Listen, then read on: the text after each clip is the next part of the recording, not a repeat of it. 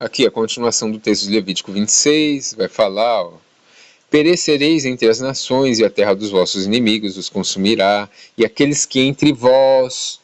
Aqui ele está falando como comunidade e não necessariamente a geração presente. Correto?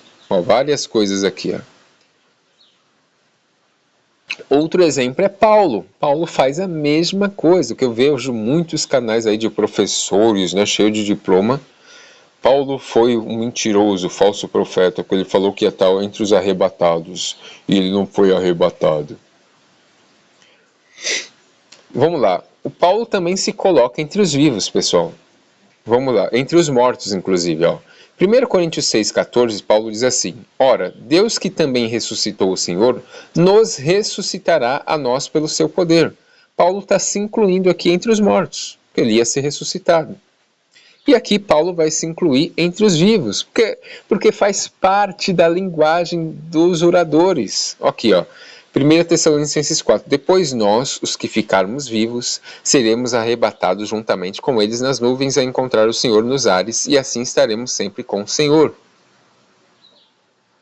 Aqui Paulo se coloca com os vivos. A palavra nós era comum nas cartas de Paulo, inclusive.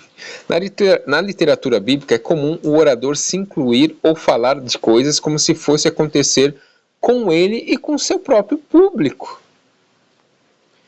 Porque eu já vi muitos canais de pessoas com diploma, inclusive, de teologia, falar, ó, Paulo errou. Paulo se colocou entre os vivos e ele morreu. Ponto. Vão fechar a tampa do caixão. Nada a ver, pessoal. Paulo que também se coloca entre os mortos em 1 Coríntios 6,14. E o próprio Moisés aqui também dá várias alusões. Fala, vocês vão passar por isso. O pessoal não tinha nem rei na época. Não tinham nem indo para Canaã. Eu já estava falando que eles iam passar por aquilo, nos tempos verbais no presente. Então isso é comum. Tá vendo como não adianta ter diploma? Diploma não significa nada? Complicado. Aqui está falando da diáspora, né? As diásporas que o povo de Israel sofreu. 722, depois o exílio babilônico, né? Várias partes, 597, 586, enfim. E é isso, pessoal. Essa é a parte 3. Então, aqui se encerra tudo que tinha que acontecer no primeiro século, aconteceu. Correto? Aqui eu tive que lecionar um pouco sobre essa questão dos tempos verbais, porque vão ter muitas pessoas, né, que ainda vão falar, mas ali era o tempo verbal está no presente, era só para aquela época. Não quer dizer isso.